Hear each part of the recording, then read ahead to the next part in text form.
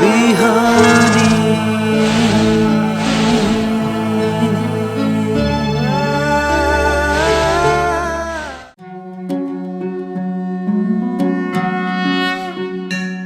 ओम नमामि समीशाननिर्वाणरूपं विभुं व्यापकं ब्रह्मवेदस्वरूपम् अजं निर्गुणं निर्विकल्पं निरीहं चिदाकाशमाकाशवासं भजेऽहम्। अज्ञानातिमिरान्धस्य ज्ञानाञ्जनशलाकया चक्षुरुन्मीलितं येन तस्मै श्रीगुरवे नमः। समादरणीय दर्शकवृन्द, प्रभातकालीन हार्दिक अभिवादन। इमेज च्यानलको शुभ बिहानी कार्यक्रम मार्फत हामी उपस्थित भएका छौँ। भगवान श्रीकृष्णसँग अर्जुनले प्रतिप्रश्न गरिराखेका छन्। हामी यो सन्दर्भमा आज विमर्श गर्दैछौँ। यदि मोहले अर्थात् आसक्तिको भावनाले मान्छेलाई कसरी परिवर्तित गर्छ, मान्छेलाई कसरी त्यसले बन्धनमा पार्छ, यो विषय यो श्रीमद् भगवत गीताको 2 अध्यायमा रहेको छ। हामी त्यही सन्दर्भमा चर्चा गर्दैछौँ। एकजना व्यापारी रहेछन्। ती व्यापारीले प्रत्येक दिनभरि व्यापार गर्दथे। त्यसपछि साँझ परिसकेपछि दिनभरिको व्यापारबाट सङ्कलन भएको त्यो पैसालाई उनले गन्ने र गनेर राख्ने गर्दथे। कति नाफा भयो, कति फाइदा भयो भनेर हिसाब किताब गर्ने गर्दथे, जुन सबै व्यापारीहरूले गर्ने गर्दछन्। र उनी निरन्तर रूपमा त्यो व्यापार कर्म गर्दै गर्दै गर्दै जाँदाखेरि धेरै लामो समयसम्म उनले त्यो व्यापार गर्दै गर्दै गएछन्। एक दिन सधैँ जसो साँझ पख बेलुकी व्यापार, त्यो दिनको व्यापार सकिएपछि उनले त्यही पैसा गन्दै थिए। त्यसपछि ती व्यापारीकी श्रीमतीले खानेकुराहरू सबै तयार भइसक्यो, खाना खाने बेला पनि भयो भनेर उनलाई बोलाउन गइन्। बोलाउन जाँदाखेरि उनी त्यो दिन अझै पैसा गन्दै थिए। त्यो दिन उनको हिसाब धेरै पटक, 2 पटक 3 पटक गर्दाखेरि पनि उनको हिसाब मिलेनछ। त्यसपछि धेरै अबेरसम्म, सधैँको बेलाभन्दा अबेरसम्म पनि उनी त्यही हिसाब गर्ने काम, त्यो पैसा गन्ने हिसाब गर्ने काममै उनी व्यस्त भइराखे, बोलिराखे। खाना खाना धेरै ढिला भइसक्यो। श्रीमतीले बोलाउँदाखेरि पनि 2-3 पटक बोलाउँदाखेरि पनि उनी त्यतातिर ध्यान दिन भ्याएनन्। उनको चित्त एकदमै त्यसैमा थियो, किनभने उनलाई त्यो प्रत्येक दिनको त्यो आफ्नो कर्मले, त्यो कर्ममा उनी त्यति तल्लीन भएर लागेका थिए, अरू सबै कुरा उनको निमित्त गौड बनेका थिए। अनि त्यसपछि श्रीमतीले विचार गरिन्, यति धेरै बोलाउँदाखेरि पनि आउनु भएन र त्यति धेरै बोलाउँदाखेरि पनि नआइसकेपछि आज उनले असाध्यै मिठो खानेकुरा बनाएकी रहेछन् र मैले सधैँभन्दा आज धेरै मेहनत गरेर मिठो परिकार पनि बनाएकी छु। अब अलिकति त्यो पैसा गन्दै गर्दाखेरि पनि अलिकति यो खाना लगेर मैले उहाँको मुखमा लगाइदिन्छु, अनि त्यो स्वाद थाहा पाइसकेपछि त्यसपछि बल्ल उहाँ आउनु होला भन्ने विचार गरेर उनले अलिकति लगेर मुखमा लगाइदिन् त्यति गर्दाखेरि पनि ती व्यापारीले त्यो आफ्नो गरिराखेको काम, त्यो हिसाब किताब गर्ने कामलाई छोडेर खाना खान जान उनी भ्याएनन्। उतातिर उनको चित्त नै गएन र अलि बेरपछि उनले यसो जिब्रो यताउता लटपट्याउँदाखेरि मुख गुलियो भयो। अनि उनलाई के लागेछ भने म खाना खाइसकेँ, खाना खाएर मैले मुख धुनलाई, मुख चुट्नलाई मैले बिर्सेछु भनेर उनी मुख चुट्न गए। आएर फेरि त्यही हिसाब गर्न थालेछ। मान्छेलाई नियमित रूपमा मान्छे एउटा कर्ममा लागिरहँदाखेरि उसले आफ्ना त्यसको विकल्पमा रहेका आफ्ना सबै कर्मलाई त्यसले त्यसै गरी बिर्सिदिन्छ। यसैलाई जसरी उनको निमित्त भोजन गर्नु पनि एउटा महत्त्वपूर्ण काम थियो, किनभने त्यो हिसाब बरु उनले भोलि गर्दा पनि फरक पर्दैन थियो, अथवा भोजन गरेपछि हिसाब गरे पनि त्यति नोक्सानी हुने थिएन। तर उनले आफूले भोजन गर्नुपर्ने जस्तो महत्त्वपूर्ण काम ठिक समयमा गर्नुपर्ने थियो। उनी समयमा भोजन गर्न नजाँदाखेरि परिवारका अरू सदस्यहरूलाई कति समस्या आयो होला, अनि उनको स्वास्थ्यमा पनि समयमा भोजन नगर्दाखेरि कति समस्या आयो होला। तर त्यो एउटा कर्ममा त्यसमा उनी बढी अत्यन्त आसक्त हुँदाखेरि अन्य कर्महरू उनले बिर्सिदिए। र कुनै पनि मान्छेलाई यो सांसारिक विषयहरूले के गर्छन्, त्यसै गरी आसक्त बनाउँदछन्। उनले याद गरेनन् कि मेरो निमित्त यति मात्रै कर्म होइन, मैले यसका अतिरिक्त मेरो दैनिक जीवनमा अर्थात् मेरो घर परिवारमा, समाजमा मैले धेरै कामहरू गर्नुपर्छ।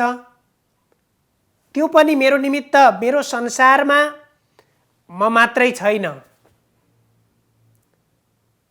मेरो कर्म यति मात्रै होइन भन्ने कुरा उनले राखेर प्रत्येक कर्मप्रति लगाव हुनु स्वाभाविक हो, कर्मप्रति लगाव हुनुपर्छ। तर कर्ममा पूर्णतया अत्यन्त आसक्त बन्दाखेरि त्यसले के गरिदिन्छ, त्यहाँ विवेक हराउँछ। त्यो आसक्तिको भावना कति बेला पैदा हुन्छ, जब विवेकले काम गर्न छोड्छ। किनभने हामीले कर्म गर्दाखेरि त काम शरीरले गर्छ, विवेकले, बुद्धिले विचार पुर्याउने गर्छ, अनि मनले कार्यमा प्रवृत्त र निवृत्त बनाउँछ। यो काम तिमीले गर अथवा यो काम नगर भनेर। यदि हामीले गरेको काम हाम्रो बुद्धि मनको नियन्त्रणमा भएन भने, त्यस्तै गरी शरीरले गर्ने कर्महरू बुद्धिको नियन्त्रणमा भएनन् भने त्यसले कहिले पनि गन्तव्यमा पुर्याउन सक्दैन। र त्यो आसक्तिको भावनाले गर्दाखेरि ती व्यापारीलाई त्यो अवस्थामा पुर्यायो। र उनी त्यति गर्दै जाँदाखेरि अत्यन्त बुढो हुँदाखेरि पनि, धेरै बुढो भइसके, शरीरमा धेरै रोगहरू लागिसके, त्यहाँ दिनभरि खटेर उनी काम गर्न नसक्ने अवस्थामा भए। परमार्थको चिन्तन केही छैन, म यो संसारमा के को निमित्त जन्मे, मेरा कर्महरू के थिए, त्यसको चिन्तन केही पनि छैन। उनको चिन्तन मात्रै त्यही द्रव्यमा छ। अनि त्यति बेला जीवनको अर्थ, जीवनको कार्यभार पुरा भयो त? कार्यभार पुरा हुन सकेन। त्यस्तै कुनै पनि सांसारिक वस्तुमाथि, किनभने जीवनमा प्राप्त गर्ने 4वटा पुरुषार्थ भनिन्छ। धर्म अर्थ काम मोक्ष यी चिजबाट एउटा चिजले मात्रै जीवन चल्दैन। मान्छे एउटा चिजमा मात्रै डुब्यो भने उसको न लौकिक व्यवहार सम्पन्न हुन्छ, हाम्रो न दैनिक हाम्रा कार्यहरू सही तरिकाले सम्पन्न हुन सक्छन्, न जीवनको अभिष्ट प्राप्त हुन्छ। त्यसकारण धर्म पनि हुनु पर्यो, धर्मपूर्वक धर्मको निमित्त हामीले कर्म गर्नु पर्यो। त्यसको साथमा धर्म मात्रैले चल्दैन, किनभने हामी यो संसारमा आएपछि हामीलाई भोक लाग्छ, खानेकुराहरू चाहिन्छ, शरीरमा कपडाहरू लगाउनु पर्छ, अरू विभिन्न आवश्यकताहरू परिपूर्ति गर्नुपर्छ। त्यसको निमित्त शास्त्रले तिमीले सधैँ प्रवचन मात्रै सुन, तिमीले सधैँ भगवानको पूजा मात्रै गर भनेर भन्दैन। धर्मको साथमा तिमीले अर्थोपार्जन गर, धन पनि कमाऊ, धन पनि कमाउनु पर्छ, तर धन कसरी कमाऊ? धर्मपूर्वक अर्थोपार्जन गर। अर्थोपार्जन गर्दाखेरि त्यहाँ पनि धर्मपूर्वक हुनु पर्यो, सही मार्गबाट, सही तरिकाबाट, कसैको चित्त दुखाएर, कसैलाई ढाँटेर छलेर झुक्क्याएर त्यसरी अर्थोपार्जन गर्ने भनेको होइन। कुनै पनि नराम्रो तरिकाबाट अर्थोपार्जन नगर। त्यसरी नराम्रो तरिकाबाट प्राप्त गरेको अर्थले जीवनमा शान्ति र सन्तुष्टि प्राप्त हुँदैन। तेस्रोमा छ काम। अनि यो संसारमा आएपछि काम भनेको विभिन्न इच्छाहरू, ती इच्छाहरू पनि परिपूर्ति गर, मात्रै धर्म गर भन्दैन। यहाँ चारवटा पुरुषार्थमा धर्म गर र धर्मपूर्वक तिमीले अर्थोपार्जन गर र त्यो धर्मपूर्वक प्राप्त गरेको धन सम्पत्तिले तिमीले सुख भोग पनि गर, आफ्ना इच्छाहरू पनि पुरा गर र त्यसको साथमा आफ्ना सही इच्छाहरू जो विवेकले मनलाई संयम गरेर आवश्यक इच्छाहरू परिपूर्ति गर। अनि त्यसबाट, त्यो मार्गबाट तिमीले अन्तिममा जीवनलाई कहाँ लैजाऊ? मोक्षको मार्गमा लैजाऊ, मोक्ष पनि प्राप्त गर। यी चारवटा चिज भयो भने जीवन सदा सर्वदाको निम्ति बन्धन रहित बन्छ, जीवन सधैँको निमित्त सुखदायी बन्छ। तर हामी एउटा मात्रै वस्तुमा आसक्त बन्यौँ, एउटा मात्रै कार्यमा हामी प्रवृत्त भयौँ, त्यसमा मात्रै आसक्त बन्यौँ र आफ्ना अरू कर्महरू सबै बिर्स्यौँ भने त्यसले हामीलाई सही ठाउँमा पुर्याउँदैन। र जीवनको यदि यो लोकमा प्राप्त गर्ने जुन कीर्ति हो, यो संसारमा प्राप्त गर्ने, संसारबाट हामीले इच्छा गरेको कुरा, मानिसले चाहना गर्ने कुरा, त्यो चिज पनि प्राप्त हुँदैन र त्यो आसक्तिको भावनाले जीवनको लक्ष्य पनि भेटिँदैन। त्यसकारण ती व्यापारी जस्तै एउटै कुरामा त्यसरी आसक्त नबन। त्यसले के गर्छ? त्यसले धर्मलाई प्राप्त गराउँदैन। आसक्तिले मोह जन्माइदिन्छ, त्यसले त कर्तव्यलाई बिर्सिने बनाउँछ।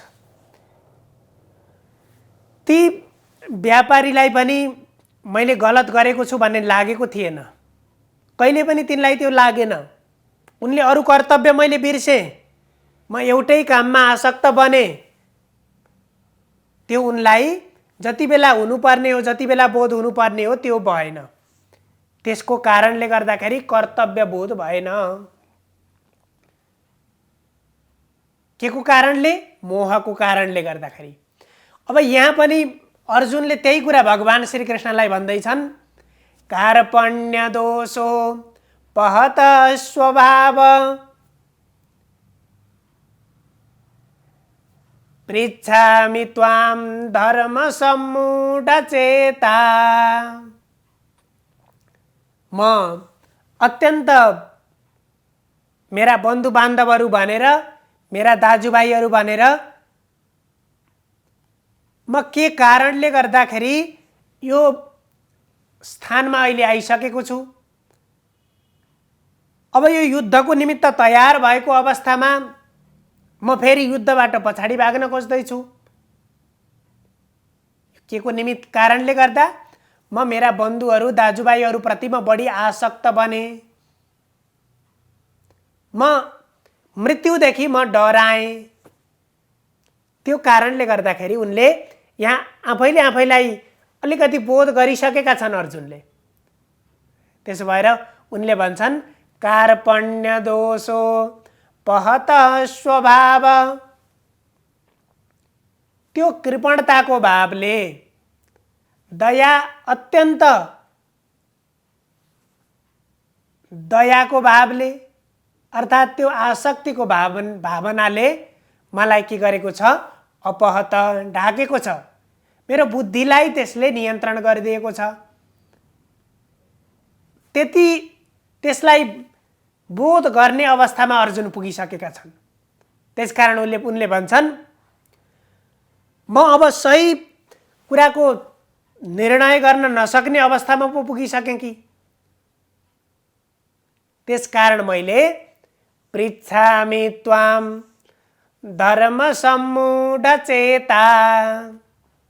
यहाँ चेत शब्द प्रयोग भएको छ। म मेरो चेतनाले, मेरो विवेकले मैले यो निर्णय गर्दैछु। म विवेकपूर्वक कर्म गरिराखेको छु अथवा विवेकभन्दा भिन्न भएर। उनले आफैलाई त्यहाँ के भन्छन्, धर्मसम्मूढचेता। अब मेरो बुद्धि जड भइसकेको छ, निर्णय गर्न नसक्ने भइसकेको छ। अर्थात् मेरो बुद्धिमा त्यो अज्ञानको भाव, त्यो अन्धकारको भाव मेरो बुद्धिमा प्रवेश गरिसकेको छ। त्यसकारण म निर्णय गर्न नसक्ने अवस्थामा पुगेको छु। अब हजुरले मलाई भन्नुहोस्, जुन कुरा मेरो निमित्त श्रेयस्कर हुनेछ, जुन कुरा मेरो हितको निमित्त हुनेछ, मेरो कल्याणको निमित्त हुनेछ, त्यही कुरा हजुरले भन्नुहोस्। र यहाँ आएर अर्जुनले भगवानलाई फेरि भन्छन् अब यति बेलासम्म मैले हजुरलाई एउटा सारथी मानेको थिएँ, एउटा साथीको रूपमा मैले हजुरलाई मानेको थिएँ। तर अब हजुरलाई मैले गुरुको रूपमा मान्दैछु। र अब मलाई हजुरले के गर्नुहोस्, एउटा शिष्यको रूपमा हजुरले मलाई उपदेश गर्नुहोस्। यो गीतामा भगवान श्रीकृष्ण अर्जुनलाई सहयोग गर्नको निमित्त एउटा सारथीको रूपमा उपस्थित हुनुभयो। यहाँसम्मका सन्दर्भमा हामीले भगवान श्रीकृष्णलाई एउटा सारथीका रूपमा मात्रै बोध गरेका छौँ। तर जब धर्मको निर्णय गर्नु पर्यो,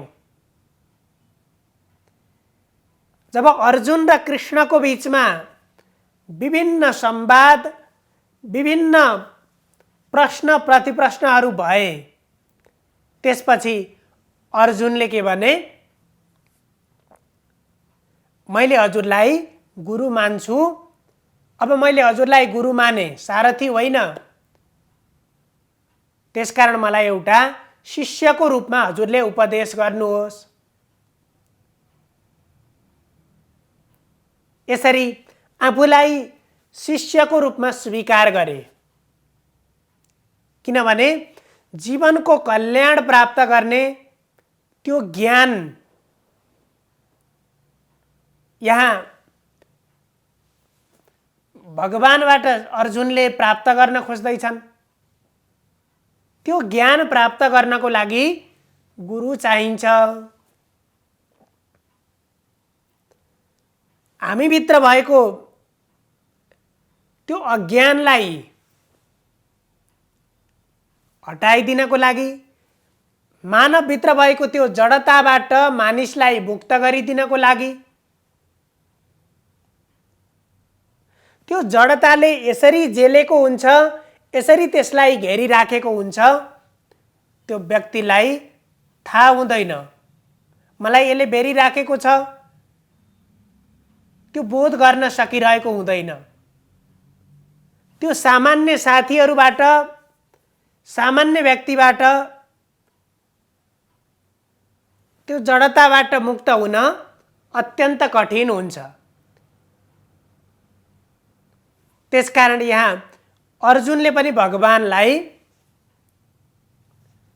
श्रद्धापूर्वक गुरुको रूपमा उपदेश गर्न भनेर उनले भने।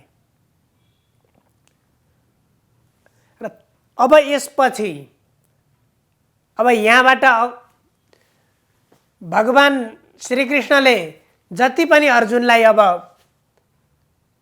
अत्यन्त महत्त्वपूर्ण उपदेश गर्नुहुन्छ, ताकि यो गीताभरिमा समग्र यो 18 अध्यायले युक्त भएको गीताको हामीले परिचर्चा गरिराखेका छौँ। हामी निरन्तर प्रत्येक श्लोकहरूको, प्रत्येक शब्दको, भगवानका ती वचनको गहनतामा गएर हामीले तिनलाई बुझ्ने, बुझाउने प्रयास गरेका छौँ। मैले यहाँबाट त्यो प्रयत्न कोसिस गरेको छु।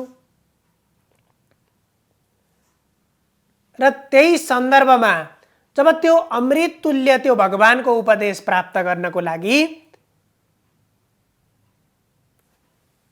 श्रीकृष्णलाई गुरुको रूपमा स्थापना गरे र हामीले कसैबाट केही कुरा सिक्नु छ, यदि त्यो वास्तविक ज्ञान हामीले प्राप्त गर्नु छ भने गुरुप्रति अर्थात् त्यो सिकाउने व्यक्ति भनेको जहिले पनि गुरु हुन्छ। उप्रति कुनै पनि भावनाले श्रद्धा भएन भने जति राम्रो ज्ञान दिए पनि त्यो ज्ञान प्राप्त हुँदैन, त्यो ज्ञानले हामीहरूको कल्याण गर्दैन। त्यसकारण शास्त्रप्रति, गुरुप्रति हामीहरूको श्रद्धा भावना हुनुपर्छ र गुरु र शास्त्रप्रति श्रद्धाको भावना भयो भने त्यसले हामीहरूको कल्याणको निमित्त पथ प्रदर्शन गर्दछ, एउटा मार्गदर्शन गर्दछ। सर्वे भवन्तु सुखिनः, सर्वे सन्तु निरामया, सर्वे भद्राणि पश्यन्तु, मा कश्चित् दुःखभाग् भवेत्। हजुरहरूको दिन मङ्गलमय बनोस्। धन्यवाद।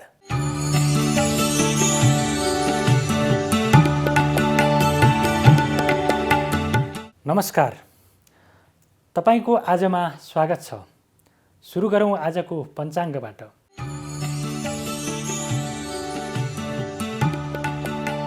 आज मिति 2078 साल मङ्सिर 1 गते बुधबार, तदनुसार 2021 नोभेम्बर 17 तारिक, नेपाल सम्वत 1142, राक्षस नामक संवत्सर, सूर्य दक्षिणायन, हेमन्त ऋतु, कार्तिक शुक्ल त्रयोदशी तिथि बिहान 10:15 रहनेछ भने त्यसपछि चतुर्दशी तिथि प्रारम्भ हुनेछ। अश्विनी नक्षत्र, चन्द्रमा आज मेष राशिमा भ्रमण गर्नेछन्। व्यतिपात योग, तैतिल करण बिहान 10:15 रहनेछ भने त्यसपछि गरकरण सुरु हुनेछ। आज अपराह्न 12 बजेदेखि दिउँसो 1:30 राहुकाल रहने भएकाले त्यस समयमा महत्त्वपूर्ण र शुभ कार्यको थालनी नगर्नुहोला। आज विष्णु वैकुण्ठ चतुर्दशी समेत परेको छ। त्यसैगरी पसल शुभारम्भ गर्ने, साहित्य र रुद्री गर्ने मुहुर्त पनि आजको दिनमा शुभ रहेको छ। काठमाडौँमा सूर्योदय बिहान 6:27 हुनेछ भने सूर्यास्त साँझ 5:09 हुनेछ। अब लागौँ आजको राशिफलतर्फ। मेष राशि। मेष राशि हुनेहरूका लागि आजको दिनमा मनमा चञ्चलता उत्पन्न हुनेछ।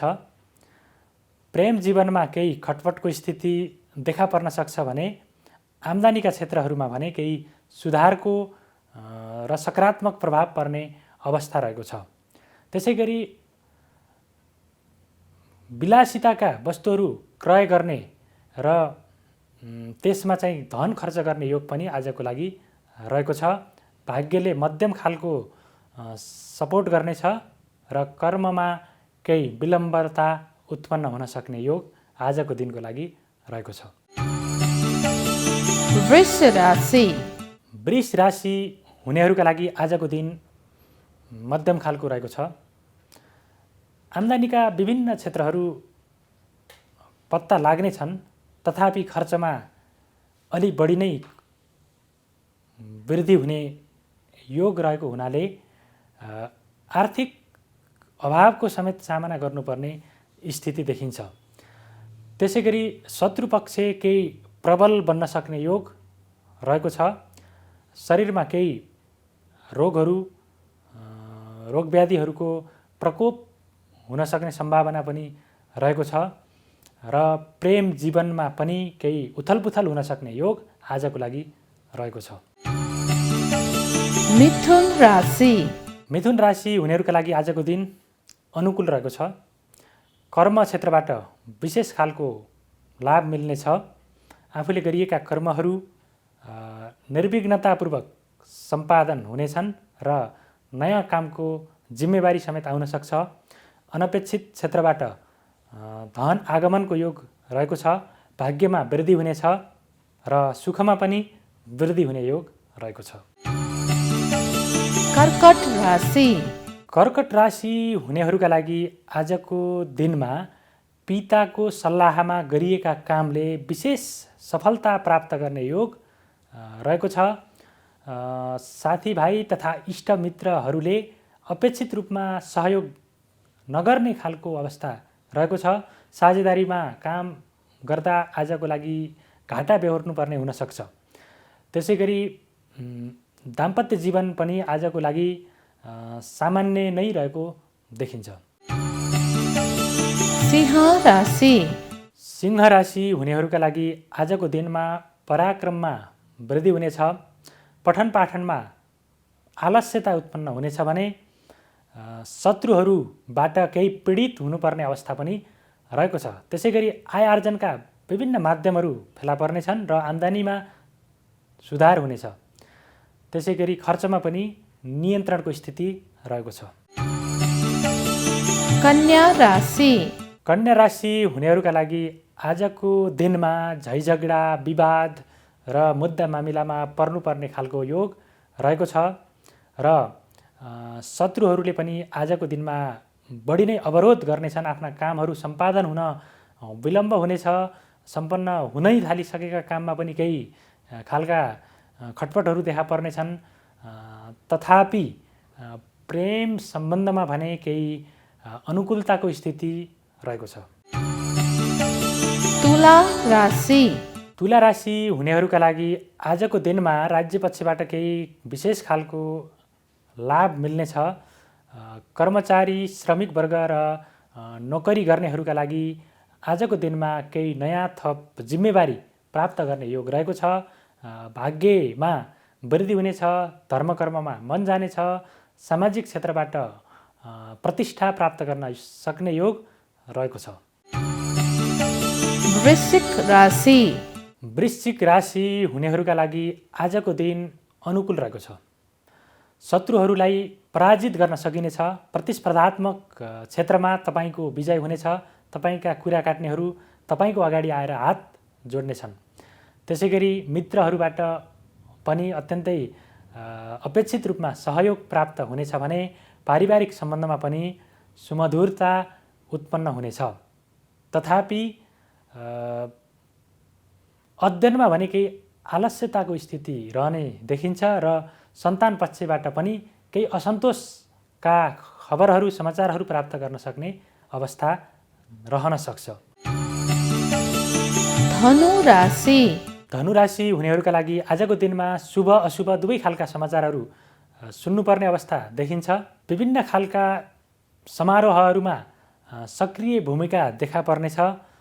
तथापि आम्दानीमा केही मन्दीको अवस्था रहेको छ। व्यापार व्यवसाय गर्नेहरूका लागि केही नोक्सानीको अवस्था रहन सक्छ भने बोलीको पनि प्रभाव घटेर जाने देखिएको छ। मकर राशि मकर राशि हुनेहरूका लागि आजको दिनमा सुखमा केही कमीको महसुस हुनेछ। साथीभाइहरूबाट अपेक्षित सहयोग प्राप्त नहुँदा मनमा खिन्नताको स्थिति देखा पर्नेछ भने दाम्पत्य जीवनमा पनि केही खटपटको स्थिति देखा पर्न सक्छ। त्यसै गरी शत्रु पक्षहरूबाट केही पीडित हुनुपर्ने र राज्य पक्षबाट पनि केही भय अथवा केही असामान्य स्थितिको सामना गर्नुपर्ने रहन सक्छ। कुम्भ राशि कुम्भ राशि हुनेहरूका लागि आजको दिन अनुकूल रहेको छ। सामाजिक तथा धार्मिक क्षेत्रमा गरिएको लगानीबाट आत्मसम्मान वृद्धि हुनेछ। समाजमा प्रतिष्ठा कायम गर्न सकिनेछ भने राजनीतिक क्षेत्रबाट पनि विशेष खालको सफलता प्राप्त गर्न सकिने योग रहेको छ। आत्मविश्वासमा वृद्धि हुनेछ। बोलीको प्रभाव बढ्नेछ र खर्चमा पनि नियन्त्रण हुन सक्ने स्थिति आजको लागि रहेको छ। मीन राशि मीन राशि हुनेहरूका लागि आजको दिनमा पारिवारिक जीवन अत्यन्तै उल्लासमय हुनेछ। नयाँ मानिसको आगमन हुनेछ र रमझममा दिन बित्नेछ। त्यसै गरी आम्दानीका क्षेत्रहरू पनि अत्यन्तै सबल रहने हुनाले आजको दिनमा विशेष खालको लाभ प्राप्त गर्न सकिने योग पनि रहेको छ। यो त थियो तपाईँको आज अन्तर्गत रहेर हामीले 12वटा राशिको राशिफल के कस्तो रहेको छ भनेर प्रस्तुत गऱ्यौँ र तपाईँको आजको दिन शुभ रहोस्। नमस्कार।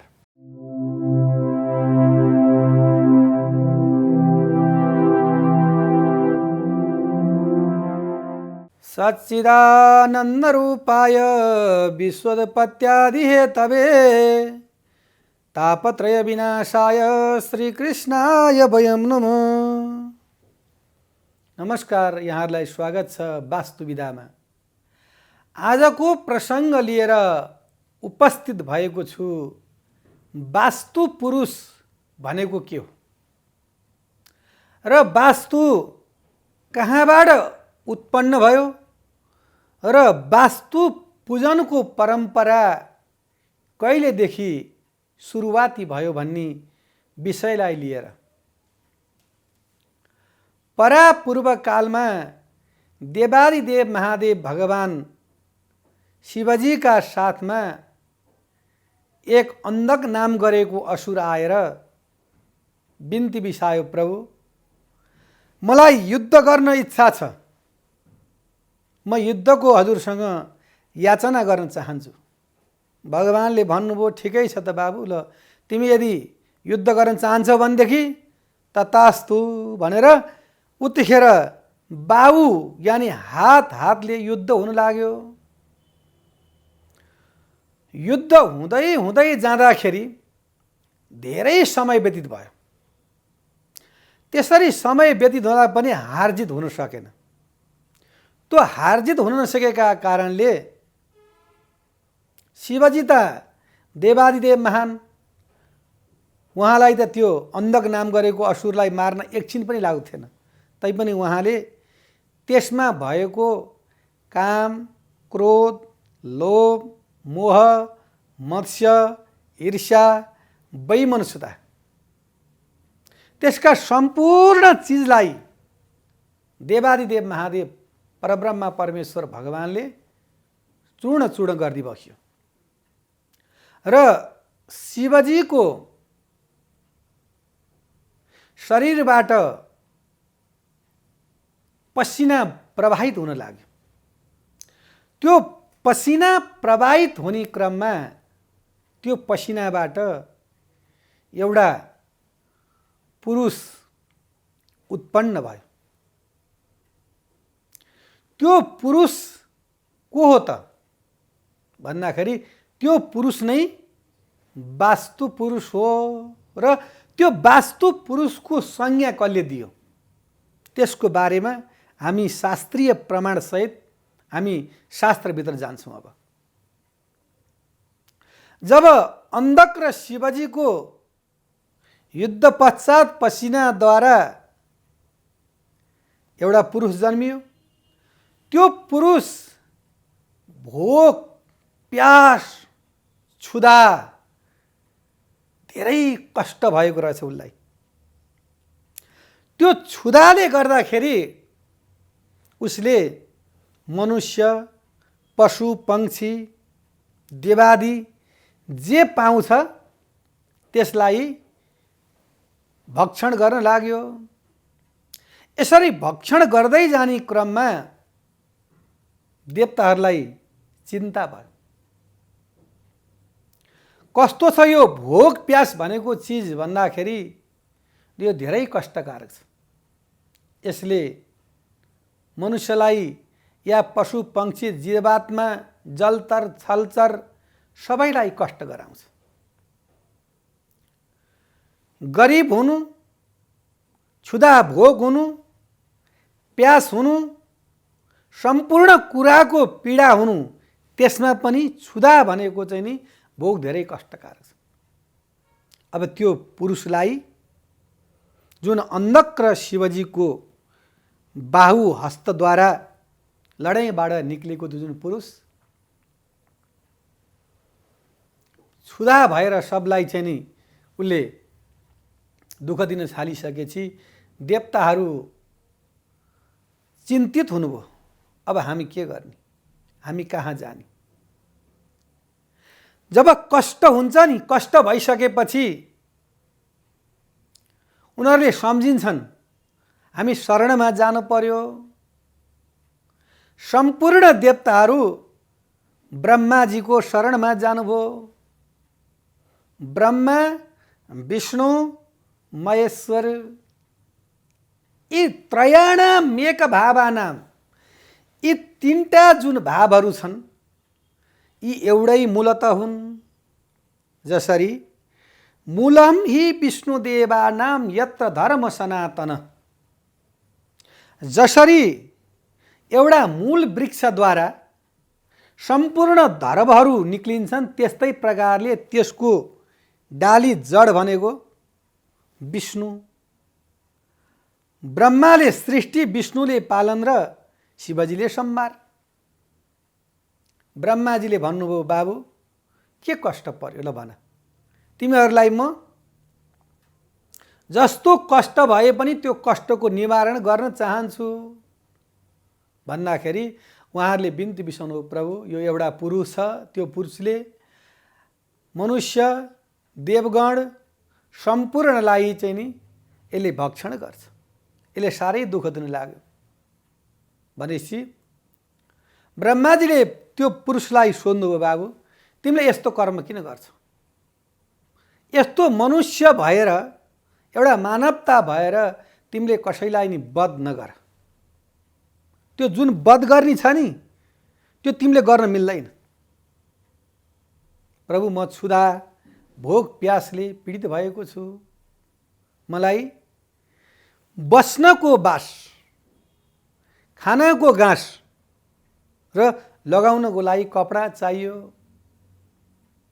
खाना नाना र छाना, घाँस बास र कबास भने जस्तो मनुष्यलाई तीन प्रकारमा सबैभन्दा पहिला भोकले सताउँछ, खान पर्यो।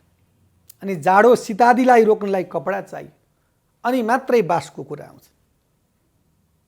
ठिकै छ बाबु, तिमीले त्यसो भएदेखि अब चिन्ता गर्नु पर्दैन। तिमीलाई म एउटा नाउँ राखिदिन्छु, तिम्रो नाम आजबाट वास्तु पुरुष रहनेछ। वास्तु पुरुष। प्रभु म बस्ने कहाँ हो? मेरो नाम त मैले हजुरले राखिदिनु भयो, मैले खानी के हो भन्दाखेरि तिमी वास्तु पुरुषले जुनै पनि भूमण्डलमा यानी पृथ्वीमा बसेर तिम्रो जग्गा कुनै व्यक्तिको स्थान भूमिहरू छ त्यो भूमिमा तिमीले के छ त भन्दाखेरि निवास गर्नु र त्यहाँ मन्दिर, घर, टहरा, देवालय, पार्टी पौवा, अब अहिले भन्ने हो भनेदेखि होटल, रेस्टुरेन्टहरू, सेमिनार हलहरू त्यो निर्माण गर्दाखेरि त्यो विशेषतः पहिला त्यो भूमिको माटोलाई वास्तुशास्त्र अनुसारले ज्योतिषशास्त्र अनुसार त्यसलाई देखाउनु पर्छ। त्यो भूमिमा नवग्रह मध्ये कुन ग्रह बसेको छ र त्यो भूमि कस्तो छ, त्यो भूमिमा गृह निर्माण गर्न मिल्छ कि मिल्दैन, एक नम्बर। दोस्रो नम्बरमा त्यो भूमिमा कुन ग्रहको दृष्टि गोचर परेको छ र त्यो वास्तुलाई कसरी त्यसको चाहिँ नि पूजा गर्ने, त्यसको यजन गर्ने र त्यो वास्तुलाई प्रसन्न दिलाउने। मानिलिनुहोस् तपाईको एक रोपनी जग्गा छ, एक रोपनी जग्गामा तपाईले वास्तु विधाद्वारा घर निर्माण गर्दै हुनुहुन्छ। त्यो एक रोपनीमा पनि वास्तुलाई त्यसमा पूजन गर्नुपर्छ। तपाईको 4 आना छ, 4 चौको 16 आना एक रोपनी भयो। यानी तपाईको 2.5 आना छ भने पनि त्यस्तै प्रकारले त्यसमा चाहिँ जो जग्गामा वास्तुको तपाईले पूजा गर्नुपर्छ। र अब त्यो मेन वास्तुको वासस्थान चाहिँ कहाँ कसरी रहन्छ भन्ने विषयमा अब हामी जानकारी गराउन गइरहेका छौँ। त्यो वास्तुको शिर जुन छ, त्यो वास्तुको शिर ईशान कोण यानी पूर्व र उत्तरको कोणमा वास्तुको शिर रहन्छ र त्यो वास्तु पुरुष सदा पूजनीय हुन्छ। अनि त्यो वास्तुको बाहु भनेको हात त्यो आग्नेय कोणमा फैलिएको हुन्छ। अनि वास्तुको बायाँ हात दायाँ हात गएर त्यसको वायव्य कोणमा हुन्छ र त्यसको नैऋत्य कोणमा बायाँ हात हुन्छ भनेदेखि त्यसको चरण गएर वायव्य कोणमा हुन्छ। अब त्यो वास्तु पूजनको क्रममा गएर जब शिरमा पूजा गर्न पर्ने स्थानमा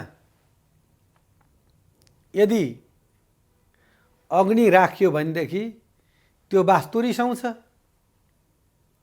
त्यहाँ कहिल्यै पनि ईशान कोणमा अग्नि स्थापना गर्नु हुँदैन, एक नम्बरमा। दोस्रो नम्बरमा गएर पूर्व र दक्षिणको कोणमा आग्नेय कोण रहन्छ। त्यो आग्नेय कोणमा अग्नि त्यसमा के छ त भन्दाखेरि स्थापना गर्नुपर्छ र जति पनि पानी सम्बन्धी जलाश्रय सम्बन्धी स्रोतहरू छन् त्यो चाहिँ नि ईशान कोणमा रहनु पर्दछ। र ईशान कोण भनेको सुग्घर सफा सधैँ त्यसमा भगवानका मन्दिरहरू स्थापना गरेर त्यसलाई पूजा गर्नुपर्दछ। यदि त्यो ईशान कोणमा गएर अग्नि यदि राखियो भनेदेखि त्यो घर मुलीलाई महाकष्ट आइलाग्छ र कहिल्यै पनि ईशान कोणमा अग्नि राख्नुहुन्न। र यदि त्यो हाम्रो घरको पानी सम्बन्धी नाला जुनहरू छन् त्यो चाहिँ नि दक्षिण तर्फबाट उत्तर हुँदै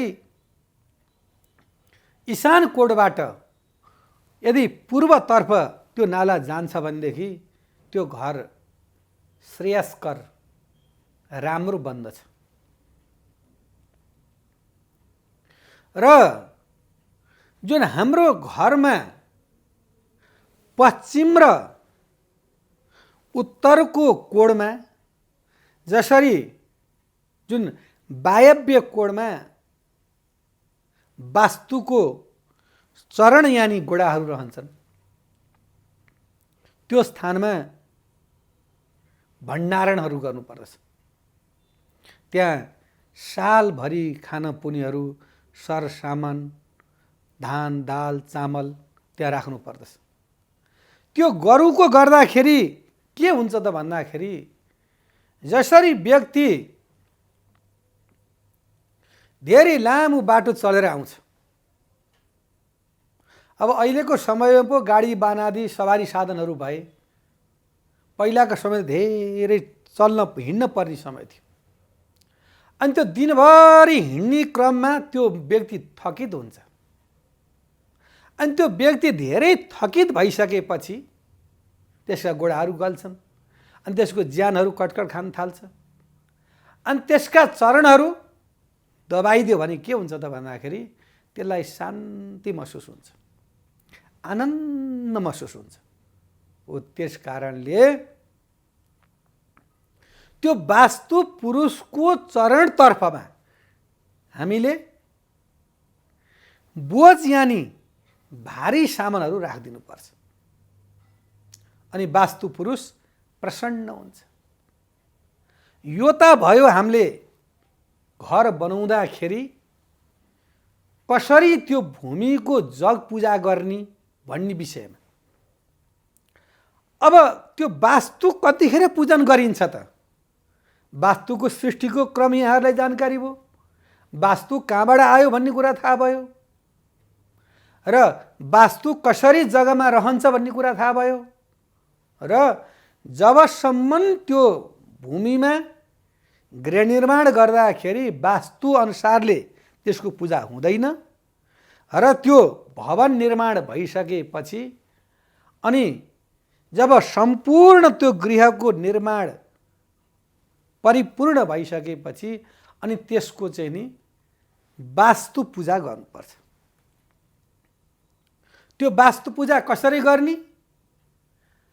हवन, तर्पण, मार्जन यस्ता प्रकारले त्यो वास्तु पूजा गरियो भनेदेखि त्यो गृहमा सुख, शान्ति, समृद्धि, ऐश्वर्य प्राप्त हुन्छ र यसरी ऐश्वर्य प्राप्त भइसकेपछि त्यो घरमा बस्ने व्यक्तिलाई सदा सर्वदा राम्रो हुन्छ र यहाँहरूले पनि वास्तुविदलाई जानेर वास्तुविदलाई देखाएर आफ्नो घरमा पूजापाठ गर्नुहोस् भन्दै यहाँबाट बिदा हुन चाहन्छु। नमस्कार। शुभ बिहानी।